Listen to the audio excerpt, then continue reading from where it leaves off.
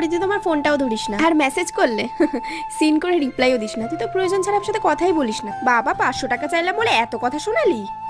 ব্যাপারটা 500 টাকার না রে, ব্যাপারটা সম্পর্কের। আর আমার সাথে তোর সম্পর্ক তো শুধু প্রয়োজন। ভেবেছিলাম তোকে নিয়ে আজকে একটু মুভি দেখতে যাব, আসলে আমার কাছে 2টো মুভির টিকিটও ছিল। না রে, আমি তোর সাথে মুভি দেখতেও যেতে চাই না।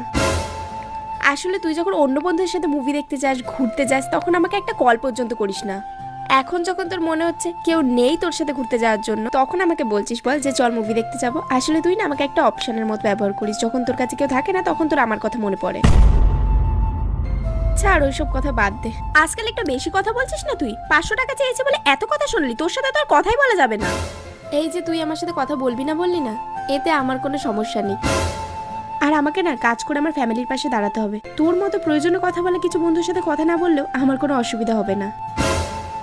আসি রে, কাজে দেরি হয়ে যাচ্ছে।